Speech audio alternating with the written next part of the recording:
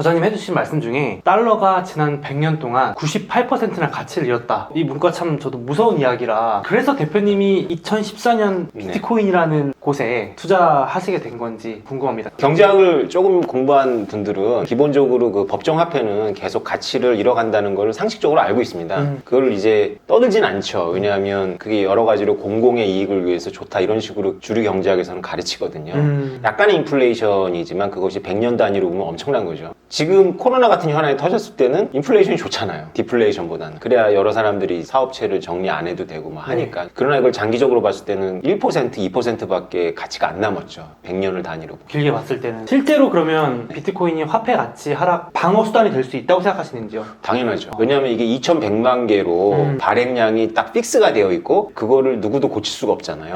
제 영상에서 얼마 전에 이렇게 말했는데 우리나라 중앙은행에 그 유명하신 분 있잖아요. 막 비트코인 때리고 다니시는 분 계신데 그분하고 만약에 제가 토론을 한다면 딱 하나만 물어볼 거예요. 국장님이 돌아가신 이후에 우리나라 원화 본원통화 발행량을 예측하실 수 있습니까? 제가 연준 의장한테 물어볼 수도 있겠죠. 연준 의장님 앞으로 50년 후에 달러의 본원통화량을 예측할 수 있습니까? 그러면 그분들은 솔직히 예측할 수 있다고 하면 거짓말 하는 거고요. 맞죠. 자기 임기 중에도 얼마가 될지를 몰라요. 어떻게 알아요? 그렇죠. 정치적 압력이 있으면 발행해야 되는 거거든요. 네네. 이자를 올린다고 하고도 계속 눈치 보잖아요. 근데 비트코인은 픽스되어 있어요. 제가 죽고 나서도 발행량이 얼마인지 저는 예측할 수 있죠. 법정화폐는 절대 도전할 수가 없어요. 근본 이론자들도 절대 이 질문에 비트코인처럼 명확하게 답을 할 수가 없죠. 금도 한정판은 아니니까요. 그렇죠. 금도 과학이 발달할 수 있고 그리고 이미 원자를 쪼개서 금을 만들 수는 있어요. 경제성이 없어서 그런 거지. 그러면 또 이어서 자극적인 발언이시긴 하셨는데 강남 아파트, 구글 이런 주식 놓쳤다면 비트코인 사라. 10배 더 오른다. 이 말씀이 지금도 유효한지 궁금합니다. 그렇죠. 제 지인들이 지금 불행하죠. 왜냐하면 이분들은 50만 원짜리 비트코인을 저 때문에 봤단 말이죠. 봤군요. 와. 그럼 어떻게 6천만 원짜리 비트코인을 사시겠어요? 맞아요. 못 사요. 이분들한테 제가 뭐라고 설명하냐면 우리가 진짜 손자들한테 할 말이 없다. 왜냐면 우리 세대 인터넷의 수직 상승도 봤고요. 우리 천리안부터 봤거든요. 어떻게 새로운 문물이 나와서 시대 바꾸는지. 그렇죠. 우리가 대학생 때였어요. 한참 호기심 많을 때. 그때 천리안에서 WWW 가면서 봤고 그다음에 제가 한참 사회활동할 때 모바일 인터넷 혁명이 왔고요. 지금 우리가 이제 비트코인 혁명을 보고 있는데 세계 중에 하나라도 잡아야 되지 않겠습니까? 근데 전부 전멸이에요. 제 지인들이. 그래서 제가 그들한테 하는 말이 강남 아파트는 괜찮다. 세 개 다 놓쳐도 강남 아파트는 괜찮은데 강남 아파트 있냐? 그러면 없어요. 그럼 비트코인 사라. 대안이다. 한번 해볼 만하다. 그 이유도 혹시 화폐 가치 방어는 좀 이해가 확실히 됐는데 또 수익률 측면에서도 지금 소수가 하고 있어요. 본인들이 주변에 이건 얼마든지 통계적인 거기 때문에 랜덤으로 해볼 수 있거든요. 자기 주변에 무작위 루더가 한 30명을 생각한 다음에 그들한테 전화를 해보는 거죠. 비트코인을 갖고 있는지. 아마 거의 없을 거예요. 그러니까 얼마 전에 월스트리트저널에 비트코인 사용자가 1억 4천만이라는 거를 기준으로 0.001%가 뭐 27%를 갖고 있다는 통계를 냈거든요. 말도 안 되는 통계예요. 그 기사 말도 안 되는 말도 안 되죠. 왜냐하면 보통 비트코인 투자자들은 온체인 데이터를 남기지 않아요. 무슨 얘기냐면 거래소에 이용하면 그 1억 4천만 개의 지갑을 만들질 않아요. 1억 4천만 개의 지갑은 어떤 사람들이 만드냐면 저처럼 비트코인 연구가들이 재미삼아서 만들어 보는 거예요. 전혀 관계가 없는 지갑을 말하는 거예요. 1억 4천만. 제가 하고 싶은 말은 뭐냐면 진짜로 그 통계가 맞다면 전 세계의 인구 중에 지금 1억 명이 비트코인을 투자하고 있다면 비트코인 이 가격이 아니죠. 생각해보세요. 비트코인이 2,100만 개밖에 없고 지금까지 나온 건 1,900만 개가 안 되고 그 다음에 그 중에 500만 개는 한 번도 트랜잭션이 일어나지 않았어요. 잠겨있다는? 소유자들이 아마 죽었을 거예요. 영원히 안 나오는 거죠. 물론 고래가질 수도 있는데 그러니까 지금 우리가 만질 수 있는 비트코인은 한 1,000만 개, 1,200만 개예요. 1억 명이 만약에 이걸 투자했다면 이 가격이 아니죠. 진짜 제가 소망하는 거예요. 1억 명이 넘기를. 1억 명이 넘으면 비트코인은 10억이 됩니다. 야, 저희는 한국이 그래도 빠른 편 아닐까요? 업비트 이런 것도 보면은 우리나라 암호화폐 거래 순위가 진짜 미국에 있는 거래소보다도 많은 경우도 있고 그렇죠. 관심 많으시긴 하잖아요. 그렇죠. 저희가 그 속에 있으니까 그런 거지 전 세계적으로 봤을 때는 아직은 이용자가 정말 미미하다 이렇게 볼 수 있는 거예요. 한국은 한국적인 특성이 있어요. 그거는 매우 놀라운 특징인데요. 한국 사람들은 비트코인 비중이 적어요. 맞아요. 아니 저도 주변에 보면은 정작 비트코인이 놔두고 다른 거 같더라고요. 그렇죠. 제가 짐작하는 바로는 아무래도 좀 단타? 그것도 있고요. 새로운 거 좋아해요. 그 와중에 또 올드하다 이렇게 보는 거죠? 그렇죠. 낡았다고 보는 거예요. 비트코인은 C++이라는 언어로 써여 있어요. 그래서 제가 비트코인을 개발하면서 C++ 개발자를 구하는데 젊은 사람들은 구할 수가 없어요. 아무도 안 해요. 왜요? C++이 이 프로그래밍 언어의 베이직하거든요. 근데 낡았잖아. 전부 자바나 뭐 웹 이런 거 하는 거예요. 그러니까 기본적으로 미술로 치면 대생 안 하는 거예요. 초현실주의를 바로 들어가는 거죠. 그러니까 저희도 또 요 안에만 갇혀 있으면 또 생각이 좁아질 수 있겠네요. 네. 그래서 비트코인만 가지고 수용률을 계산해 보면 우리나라는 순위 안에 들어가 있지 않아요.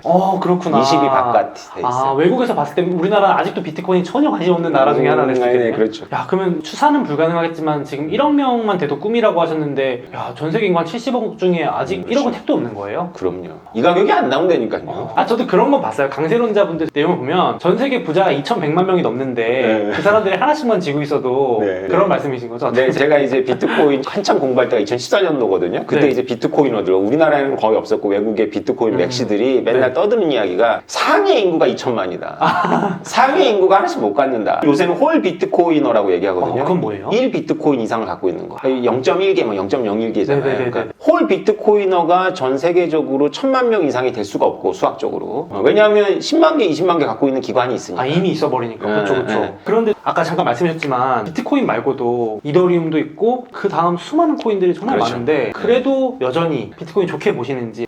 이 부분은 굉장히 어려운 부분이에요. 사실 이 부분은 저의 주장이라고 생각하시고 들으셔야 돼요. 이 비트코인이라는 새로운 물질과 이 테크놀로지를 컴퓨터의 발전으로 볼 것이냐, 아니면 우리가 진화론자들이 말하거나 혹은 도시의 발달의 과정에서처럼 다층적인 구조로 볼 것이냐의 선택을 해야 돼요. 이거를 컴퓨터의 발달로 보시는 분들은 트랩에 빠질 수밖에 없어요. 그 무슨 얘기냐면 제가 비트코인을 권하면 이렇게 얘기를 해요. 그거 286 컴퓨터잖아. 386 컴퓨터 나올 거고 펜티움 나올 거고 계속 나올 거 아니에요, 그죠? 그러면 아무것도 투자할 수가 없어요. 앞으로 계속 나올 거 아니에요. 이 고약한 트랩을 빠져나갈 방법이 없어요. 그래서 비트코인은 계산기다라고 하는 게, 계산기 사면 또 스마트폰 나올 거고 점점 더 첨단 그렇죠. 기술의 제품들이 나올 건데 이거 왜 사냐 이렇게 되는 거죠? 그렇죠. 네. 저희처럼 이제 진화론적으로 보거나 아니면 도시 발달적인 관점에서 보면 이게 다층적인 구조로 이렇게 있는 거거든요. 그러니까 진화론에서는 우리 같은 영장류한테도 파충류의 기억이 있다는 거 아니에요. 이쁜 여성 길에 지나가면 우리도 모르게 눈이 확 가잖아요. 그죠? 우리의 파충류의 눈. 그게 파충류예요? 예, 농담한 겁니다. 그러니까 우리 의지와 전혀 무관하게, 그죠? 그게 우리의 사고의 90%를 그런 것들이 차지를 한다는 거예요. 그러니까 우리가 인간적인 이성이라고 하는 것은 정말 그 표층밖에 안 되는 거거든요. 맞죠. 도시도 이렇게 완전히 신도시를 사막 위에다가 질 수도 있지만 네. 대부분은 우리 서울도 파보면 500년 된 도시잖아요. 그렇죠. 네. 500년 된 유적이 나올 수 있지만 파리나 이런 데 가면은 그냥 500년 된 건물이 그냥 있는 거고 하수도나 이런 거는 그냥 다 500년 된 거예요. 네. 이탈리아 가보면 그게 2000년 된 거고 터키 가도 그게 2000년 된 거거든요. 그렇게 보면 좀 달리 보이죠. 인터넷이 그렇게 발전했거든요. 인터넷이 지금도 TCP IP의 기층 위에 있는 거거든요. 굉장히 빠른 스트리밍이나 이런 거를 TCP IP가 감당을 못하죠. 순서도 막 뒤바뀌고 하니까. 그러나 인터넷은 본질적으로 탈중앙화된 TCP IP거든요. 그러니까 밑에 깔려 있다. 그렇죠. 그러니까 비트코인과 이더리움은 우리가 미래상을 봤을 때 비트코인은 택지일 거고 이더리움은 이제 하수관, 가스관, 인프라. 그럴 거예요. 그리고 우리가 실제로 사용하는 건 비트코인이나 이더리움이 아닐 거예요. 그 기반으로 된 수많은 또 새로운 그렇죠. 것들. 그러니까 이제 이 수많은 새로운 것들이 생겨날까봐 두려워서 이거 인프라나 땅을 포기하는 것것 같다. 뭐 이런 말씀이신 거죠? 그렇죠. 저도 그 고민 얼마나 많이 했겠습니까? 그러니까. 가장 어려운 난제예요, 맞아요. 이게. 근데 네. 그러면 투자할 게 아무것도 없는 거죠. 늘 미래 세대가 이기는 건데 그렇죠. 이게 그런 게임이 아니거든요. 그런 것 같아요. 주식도 늘 이런 경쟁의 위협은 기본으로 존재하는 거잖아요. 그럼요. 완벽하게 완전 무결한 기술력이라던가 시장을 독점하고 있다, 이거는 말도 안 된다고 저도 생각을 하고 있기 때문에 제가 좀 요즘 재밌는 게 약간 주식하고 연결해보면 비트코인이 가치가 없다라는 기관들이나 유명 인플루언서들의 말이 많아졌는데 요즘 보면 슬슬 말이 바뀌어요. 주식을 하고 있다 보니까 주식 어떤 대가, 구루들도 비트코인 가치 없다 이렇게 했다가 정작 고객들은 담아주고 있고 해볼만 하다, 뭐 나도 사실 갖고 있다 이렇게. 저는 이제 그래서 더 관심이 가더라고요. 저는 약간 이 부분에 대해서는 음모론적인 관점이 있어요. 오호. 제가 2014년도에 쓴 책에도 그걸 약간 적어놨는데요. 굉장히 빨리 발견하더라고요. 골드만삭스가 2014년도에 보고서를 냈어요. 그러면서 뭐라고 얘기를 하냐면 소문자 비트코인하고 대문자 비트코인을 구별하자. 대문자 비트코인은 우리가 알고 있는 그 비트코인인 거예요. 그 소문자 비트코인이 바로 블록체인인 거예요. 그 당시 블록체인이라는 말 안 썼거든요. 그러면서 골드만삭스가 이렇게 얘기를 해요. 대문자 비트코인은 쓰레기지만 소문자 비트코인은 정말 프라미싱하다, 전도 유망하다, 이렇게 보고서를 내요. 네. 그래서 제가 소름이 쫙 돌더라고요. 왜냐하면 그 이후로 모든 미국의 주류 언론이 블록체인은 완전히 찬양하고 비트코인은 완전히 저주하는 걸로 딱 갈라졌어요. 그런 생각이 들죠? 네. 그래서 제가 2017년도에 어디 가서 강연을 하면서 지금 스마트폰 열고 블록체인을 구글링 해보라 그랬어요. 블록체인 구글링 하면 4차 산업혁명, 뭐 탈중앙 시스템 막 이렇게 좋은 거 막 나와요. 비트코인 검색하라 그러면 전부 튤립, 스캠 이런 걸로만 검색이 돼요. 그거의 원료가 골드만삭스라는 것에 대해서 어떻게 생각하세요? 이렇게 이 아이디어를 만든 것 자체가 골드만삭스예요. 그래서 제가 책에 뭐라고 썼냐면 골드만 코인이 나올 것 같다. 아, 시티코인이 나올 것 같다. 왜냐하면 좋은 건 알겠어. 근데 이걸 왜 저런 듣보잡 한테. 줘야 되냐. 우리가 줘야 해야지. 그 생각을 아직도 하고 있을 거야 아마. 근데 이제 그게 점점 도달할 수 없는 꿈이 돼가죠 그들에게. 중요한 건 이미 안다. 그래서 이제 사업으로서는 계속 생각을 하고 있는데 지연시켜야 되잖아요. 자기네가 맞아요. 준비가 안 돼 있으니까. 맞아요. 네, 그래서 노이즈를 만들어내는데 그 중에 일부는 진짜 그 노이즈를 진실로 믿은 거죠. 실제 뭐 주식시장에서도 참 냉정한 얘기지만 기관들이 자기들이 매집한다고 하죠. 자기들이 담고 싶을 땐 좀 부정적으로 내보내서 그렇죠. 개미를 턴다고도 하는데 못 사게 팔게 만들고 네. 참 그 기사 보고 있으면 안 팔 수가 없게 만들어 놨잖아요. 네, 제가 이 비트코인 공부하면서 미국 금융권의 지능 지수하고 죄송하지만 한국 여의도의 지능 지수는 좀 다른 것 같아요. 네. 미국 금융권의 지능 지수는 네. 음모론이 가능할 정도로 네. 알면서도 연기를 하는 거고요. 와. 한국의 여의도는 아직도 비트코인은 쓰레기다라고 생각하고 있어요. 진심으로 그런 진심으로. 생각하더라고요. 예, 예. 야. 근데 월스트리트는 다르다. 이미 걔네들은 15년도에 공부를 빡세게 했어요. 한번 겪었으니까. 네, 벡트라고 있거든요. 벡트? 네. 벡트라는 프로젝트가 BAKKT인데 벡트라는 프로젝트가 누가 주도하고 있는 거냐면 뉴욕 증권 거래소 있잖아요. 이것이 일반 기업이거든요. 네. 뉴욕 증권 거래소의 모회사의 회장님이 자기 와이프하고 같이 2014년도부터 네. 준비한 거예요. 아. 그래서 벡트는 뭐냐면 비트코인 기반의 신용카드 업을 하려고 하는 거예요. 그래서 아. 스타벅스들 끌어들이고 해서 2018년, 19년대 론칭을 했죠. 준비를 2014년부터 했어요. 그 포춘주의 두 분의 인터뷰를 보니까 이미 2014년도에 자기네 소사이티에서는 알고 있었던 거예요. 미국의 증권 거래소의 오너가 알고 네. 있었어요. 그러니까 얼마나 많은 정보들을 받았겠어요. 그렇죠. 그러니까 이거 공부해야 된다 해서 야. 자기 와이프한테 딱 맡겨요. 그리고 이 와이프가 그거를 벡트를 만들어 놓고 어디로 가냐면 미국 상원의원이 돼요. 오. 미국 상원의원 돼서 어느 상임위로 가냐면 시카고 선물거래소를 감독하는 농업분과위원회, 그게 농업분과거든요. 거기 상임위원회 상원의원이 돼요. 아. 근데 바로 벡트에 관할 관계 당국이 바로 시카고 선물거래소예요. 아. 자기가 만든 회사를 관리 감독하는 기관을 감독하는 상원의원이 돼요. 이걸 보고도 한국의 여의도가 이걸 보고도 비트코인은 쓰레기라고 한다면 한국의 여의도는 자기네들이 뉴욕 월가보다 훨씬 더 위에 있다라고 착각하고 있는 거예요. 와. 저 이거 벡트 상장돼 있거든요, 미국에. 네. 저도 이걸 보면서 아니 이것도 슬픈 얘기지만 기득권이 다 잡아갔네 생각이 들었어요. 왜냐면 말씀하신 것처럼 증권거래소 IC라고 하는 세계적인 증권거래소가 또 이미 지분 들여가지고 비트코인 시장도 먹고 있네 이 생각이 들더라고요. 다 아시면서 지금 뭔 척하고 들으셨나요? 저도 이제 공부를 하면서 놀라셨죠 그거 보면. 보면서 아니 마이크로소프트, 스타벅스 다 참여해가지고 돈 펀딩해가지고 이미 뒤에서 조용히 아닌 척하면서 비트코인 시장을 먹고 있었네 이 생각이 확 들어가지고. 거기서 중요한 포인트는 네네. 이 부부가 공부를 2014년부터 했다는 거예요. 제가 공부를 2014년부터 했거든요. 네. 엄청 빠르셨네요. 일단. 아니요, 늦었죠. 아 늦었다는 거예요? 저는 그들보다 시간도 많고 하는데 그들 얼마나 바쁘겠어요. 그 네. 바쁜 분들이 2014년도에 공부를 했는데 저같이 한가한 사람이 2014년도에 이걸 공부한 거예요. 얼마나 제가 자책을 했겠어요. 와. 빌 게이츠가 2013년도에 공부했어요. 여러분은 지금 공부하시면 빠른 걸까요? 늦은 걸까요? 생각해 보셔야 됩니다. 그렇죠, 그렇죠. 야, 근데 진짜 증권거래소 회장이랑 부인이 정말 돈도 많고 기득권의 어떻게 보면 끝판왕일 텐데 새로운 걸 공부한다는 것 자체가 참 얼마나 그 뭔가를 느꼈으면 이라는 생각도 좀 드네요. 거기는 모든 정보가 모이잖아요. 네, 그러니까요. 경제에 관련해서. 반대로 하면 어떤 위기의식을 느꼈을 수도 있고 그렇죠. 그렇죠. 또 다른 질문을 드리고 싶은 게 강세론자들 중에 또 설득되는 말 중에 하나가 아직 기관들이 많이 안 담았다. 그러니까 전 세계의 어떤 소위 말하는 큰 회사들이 이제 담기 시작해도 비트코인이 이같이 넘어설 것이다 싶게 네. 그런 부분도 좀 어떻게 동의를 하시나요? 네, 기관들이 저는 담을 거라고 보고요. 결국은 비트코인은 뭐가 단점이냐면 가격 제어가 안 돼요. 가격이 얼마로 올라갈 것이냐 문제가 아니고요. 진짜 문제는 얼마대에서 제어를 할 수 있을까요? 문제. 아까 그 2100만 개하고 지구 인구를 생각해 봐야 되겠죠? 너무나 훌륭한 신용의 매개물이거든요. 그래서 제어하려면 금처럼 네. 금융기관과 이런 데서 많이 가져야 돼요. 꼭 금융기관의 순자산일 필요 없죠. 고객이 예탁한 것도 금융기관이 갖는 거니까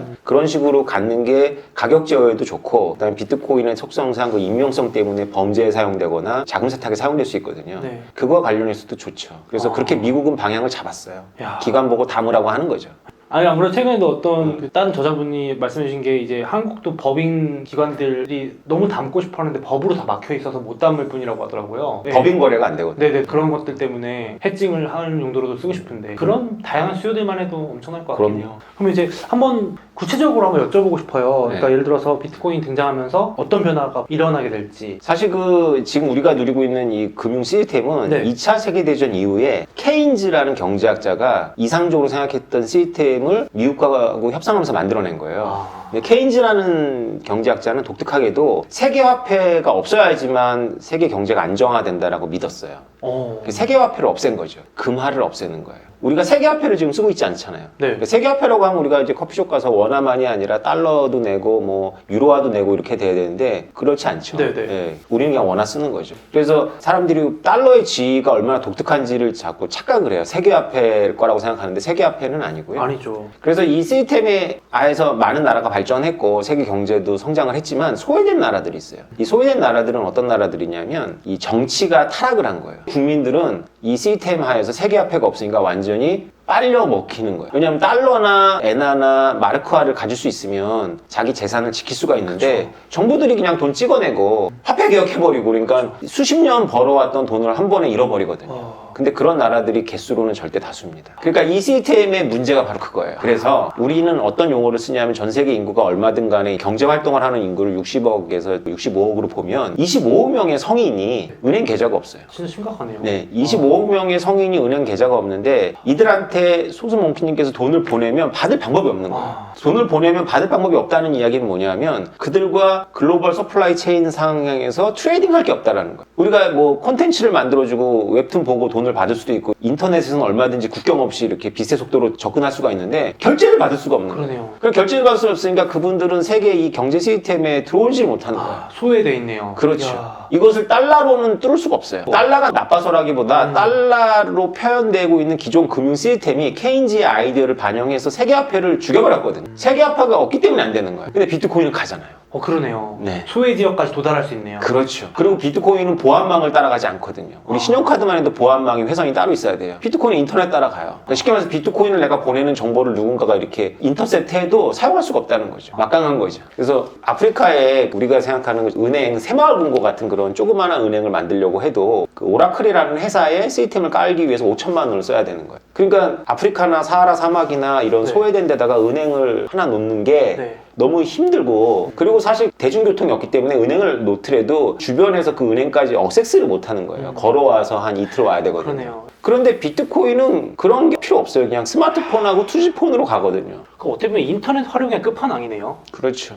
우리가 뭐 이렇게 스마트폰만 있으면 페이가 된다는 것도 되게 혁신이었는데 이제 스마트폰 있으면은 소외 지역이라고 불리는 것까지 도달하게 되니까 그렇죠. 이 소외되어 있는 25억 명을 세계 경제로 끌어들일 수 있는데 이런 생각을 한단 말이죠. 오태민 네 말 맞는 것 같은데 돈도 못 가는 곳에 있는 사람한테 어떻게 커피를 주고 받냐 이렇게 말할 수 있는데 잠시만요. 그런 경제만 있는 게 아니잖아요. 그래서 메타버스가 중요해지는 겁니다. 또 그렇게 연결되네요. 그렇죠. 실제 물건이 도달하지 못하는 인프라여도 네. 거기도 이제 메타버스가 열리면 그렇죠. 우리가 뭔가 받을 게 있고 줄 게 있을 거고 네. 그 중에 일부라도 그 소외 지역에 있는 일부라도 똑똑한 프로그래머한테 우리가 코딩을 맡기고 받는다면 페이할 수 있고 그 사람은 거기서 그 받은 비트코인으로다가 거기서 또 경제에서 쓰니까 거기서는 이제 걸어갈 수 있는 경제에서 쓰니까 그렇게 퍼져나가겠죠. 약간 마치 빅테크 기업들이 구글하고 페이스북이 어떻게든 인터넷 인구를 늘리려고 막 파이프라인 해저 터널 깔고 이러잖아요. 아프리카 이런 데도. 그렇죠. 그런 느낌으로 지금 비트코인을 확장시키면 그럼 기업들한테도 또 좋을 거겠네요. 또 생태계가 그렇죠. 생기는 거니까요. 네, 그러니까 기존의 글로벌 서플라이 체인에 있는 인구가 30억이에요. 그러니까 30억 명 정도가 새로 들어오는 거예요, 지금. 스마트폰 때문에 일어난 일입니다, 이 모든 게. 제가 말씀 들어보니까 빅테크 기업들한테도 이게 전혀 나쁜 현상이 아닐 것 같은데요. 전혀 아니죠. 다들 관심이 있죠, 빅테크들은.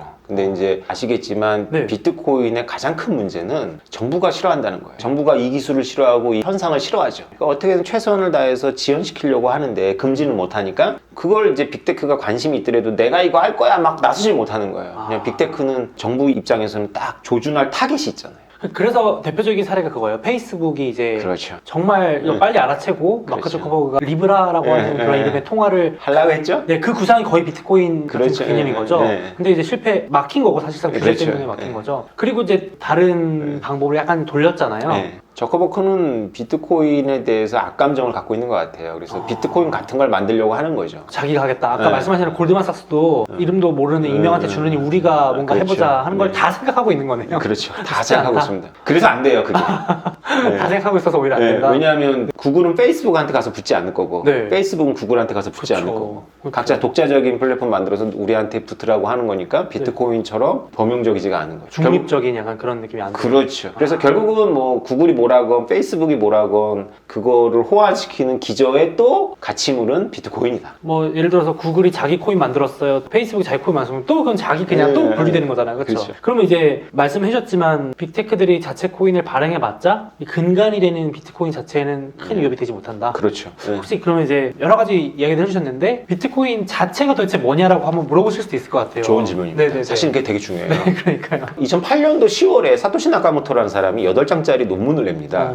그게 시작이잖아요. 그 논문은 사실은 그 그룹이 오랫동안 고민했던 것에 대한 어떤 솔루션이었어요. 나 이거 찾았다라는 거예요. 그럼 뭐냐면 우리가 인터넷 시대가 쫙 깔리면서 어떤 꿈을 꿨냐면 돈을 이메일처럼 보내면 얼마나 좋을까라는 생각을 한 거예요. 돈을 이메일처럼 보낼 수 있으면 인터넷이 좀 더 분산화될 텐데 이런 생각을 한 거예요. 인터넷이 분산화가 안 되고 구글, 네이버 같은 공룡들의 세계가 된 이유는 개인정보를 한 군데다가 넣어놓고 그 포털 사이트를 이용하는 게 편하기 때문이에요. 결제를 해야 되기 때문이거든요. 인터넷에는 100원, 50원짜리 콘텐츠가 많은데 기존의 결제 시스템을 이용하면은 수수료를 500원, 1000원씩 내야 되는 거거든요. 근데 회원가입을 해놓고 회비를 낸다거나 하면은 그럴 필요가 없잖아요. 네. 그러니까 가입한 데만 계속 이용하게 되는 거죠. 근데 만약에 돈을 이메일처럼 보낼 수 있다면 굳이 그렇게 포털을 이용하지 않고 직접 내가 이 신문 기사를 그냥 하나를 50원 주고 살 수 있잖아요. 웹툰 하나 보는데 그냥 100원 주고 볼 수 있잖아요. 아, 회원 가입 없이. 그런 플랫폼에 꼭 네, 내가 네, 정보를 네. 넘겨주고 가입하고 그렇죠. 이렇게 불편하게 안 해도 그냥 내가 네. 개개인 단으로 필요한 거 그냥 이메일처럼 돈 쉽게 송금하고 그러니까 인터넷이만 내가 50원짜리 동전 여러 개 갖고 있다가 이렇게 하면 내가 50원, 100원짜리 가지고 뭐 사 먹을 때 내 정보 안 까잖아요. 네, 그렇죠. 그러나 내가 10만 원짜리 자기 합수표 쓸 때는 뒤에다가 막 엄청 정보 쓰잖아요. 그죠? 네. 우리는 여태까지 인터넷에서 그 짓을 한 거예요. 아. 우리가 못 느꼈지만. 그래서 이게 암호학자들이라고 우리가 부르는데 네. 20년 동안 고민을 한 거야. 20년 동안 우리 모르게 이거 어떻게 풀지 했는데 이메일처럼 보낼 수 있는데 문제는 뭐냐면 나한테 남잖아요. 그러니까 예를 들어서 내 모니터에 신사임당 실사 그림이 쫙 있다고 보세요. 네, 5만 원. 너무 멋있어. 제가 소수몽크님한테 하나 보냈어요. 네. 기분은 좋겠죠. 근데 내 모니터에 있잖아요.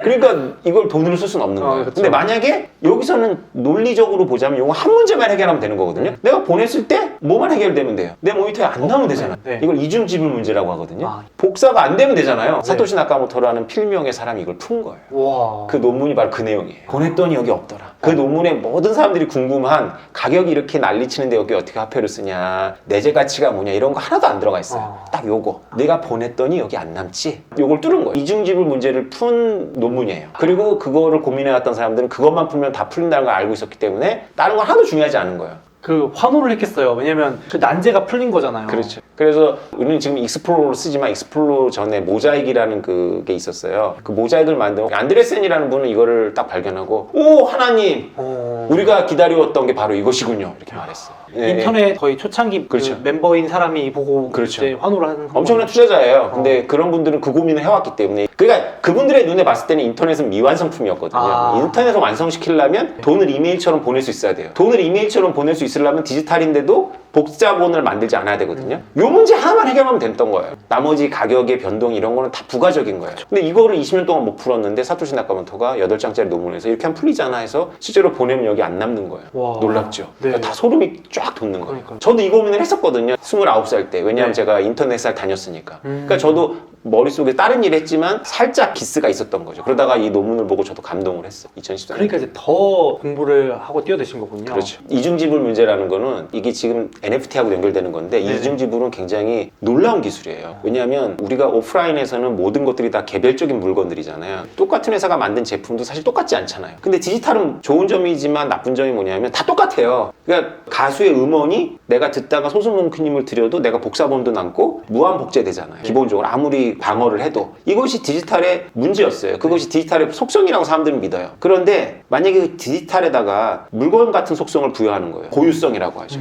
내가 주면 없는 거, 이거 하나밖에 없는 거, 이거를 부여할 수 있다면 디지털 세계가 완전히 혁명이 일어날 거 아니에요. 그걸 사토시 나카모토가 한 거예요. 그래서 이미 그 8장짜리 논문에는 이중지불 문제만 있는 것이 아니고 오리지널리티 문제가 풀렸기 때문에 NFT의 아이디어까지 다 있는 거죠. 와, 정말 신기하네요. 익명이지만 아직 누군지 모르잖아요. 네, 그렇죠. 모른다라고 되어 있죠. 아, 모른다고 되어 있어요? 네. 아, 그래? 근데 이게 지문과 같아가지고 기술은 지문과 같아가지고 그 마지막에 그 쌀인문 직전까지 누가 열었는지는 우리 알잖아요. 그 중에 하나일 거 아니에요, 그죠? 네, 네, 네. 네. 그 중에 하나에서 여기 프로파일링을 해보면 나오겠죠. 어. 그래서 아는 사람은 대충 다 알아요. 아, 알아요. 근데 보호를 해줘야 돼요. 아, 그렇죠, 그렇죠. 보호를 해줘야 돼요. 아, 그래서 극단적으로 누가 그런 얘기를 하더라고요. 아니, 사토시가 나와서 나중에 네. 그 비트코인 삭제 버튼 누르면 다 사라지는 거 아니냐. 그렇진 않죠. 예, 그렇진 그럴 않죠. 순 없어요? 네, 사토시와 비트코인의 관계는 네. 에디슨과 정부의 관계예요. 그러니까 그런 거죠. 네, 네. 발명을 했다 그래서 뭐 에디슨이 네. 지금부터 전기 쓰지 마 이런다고. 그럼요. 전기가 그럼요. 사라질 순 없잖아요. 그럼요. 예. 그럼 이제 투자 관점으로 조금 들어가서 제가 비트코인 위주로 여쭤보긴 했는데 이런 분들도 있잖아요. 그래도 모르니까 신기술을 또 모르니까 비트코인 또 이더리움 혹은 다른 괜찮아 보이는 프로젝트나 이런 코인을 네. 투자해봐라라고 하는데 저자님 솔직한 생각은 어떠세요? 저처럼 이제 비트코인이 네. 중요하다라는 거를 굉장히 강조하는 사람들을 가리켜서 비트코인 맥시멀리스트라고 해요. 이게 조롱의 말이었는데 제 기억에는 2017년도, 18년도에는 대한민국에 저밖에 없었던 것 같아요. 이걸 가지고 이렇게 책을 쓰고 글을 쓰고 떠드는 사람은. 근데 네. 지금은 좀 생겼어요. 네, 네. 그분들은 요새 저를 굉장히 비판해요. 변질됐다고. 왜냐면 제가 비트코인만 사라고 안 하거든요. 여러 가지 이유가 있는데 소수문크님께서 말씀하신 것처럼 신기술이 좋으니까 사라라는 것도 있지만 제 경험상 제가 비트코인을 아무리 권해도 중산층 이하의 청년들과 서민들은 비트코인을 안 사더라고요. 아, 완전히 다른 잡코인을 사가지고 네. 망해버리더라고요. 아. 하락장에서. 그래서 좀 현실화됐어요. 제가. 아 그래서 이해했어요. 50%는 비트코인 담고 나머지 절반 중에 25%는 이더리움 무조건 사고 25% 가지고 100배, 1000배를 노려라. 응? 인생 역전을 한번 노려봐라. 그리고 팁을 드리면 트렌드를 따라가야 돼요. 비트코인이나 이더리움은 기다리는 거고요. 네. 나머지 25%는 트렌드를 따라가면 돼요. 도치코인이 일론 머스크님이 오르고 있어? 그럼 뭐 그거 좀 담아보는 아, 거죠. 그렇죠, 그렇죠. 요 25%는 트레이딩을 하셔야 돼요. 할 거면. 저도 있거든요. 알트 펀드라고 만들어 놨는데 비트코인 하나를 헐었어요. 그리고 여러 알트를 담았는데 네네네. 그건 아직도 그 가격이에요. 비트코인이 이렇게 올라갔는데. 아, 쉽지 않네요 또. 왜냐면 제가 트레이딩을 안 했거든요. 아. 담아만 놓고 있는 거예요. 아. 고점에서 팔고 이래야 되는데 그게 싫어가지고 그냥 담아만 놓고 있거든요. 그러니까 25%는 만약에 알트를 하시면 굉장히 공부 많이 하셔야 되고요. 그 백서도 좀 읽어봐야 되고 트렌드도 따라가셔야 맞아요, 되니까 오히려 볼 게 많죠. 근데 비트코인이나 이더리움은 그냥 마음 편하게 차트 안 보시고 가지고 있으면 몇 년 지나면 올라가 있어요. 그래서 현실적인 대안으로 그냥 무조건 비트코인만 들고 가기보다는 비트 이더 혹은 또 조금 공부 더 해가지고 다른 대체 투자도 한번 해봐라. 왜냐하면 100배나 1000배를 노리거든요. 왜냐하면 100만 원, 1000만 원 투자해가지고 비트 10배 되면 인생이 바뀌진 않잖아요. 기분 좋지만. 근데 시바이누 같은 거는 10,000배 같잖아요. 강아지. 예, 100만 원 더 쓰면 100억 되는 거거든요. 그런 게 앞으로 없을 거라고 생각은 안 들거든요. 근데 그 수많은 알트 중에 뭐가 될지 모르죠. 그래서 오늘은 비트코인 지혜의 족보 저자이신 오태민 대표님 모시고 얘기 나눠봤습니다. 오늘 제가 비트코인 관련해서 궁금한 점들 싹 여쭤봤는데요. 또 너무 시원하게 답변해 주셔가지고 저도 궁금증이 많이 풀렸고 구독자분들도 좀 궁금한 점 많이 풀리셨길 바랍니다. 그리고 또 대표님 책도 너무 좋고요. 유튜브도 운영하고 계시니까 한번 보시면 좋은 영상들 정말 많거든요. 투자에도 도움이 되셨으면 좋겠습니다. 감사합니다. 감사합니다. 네.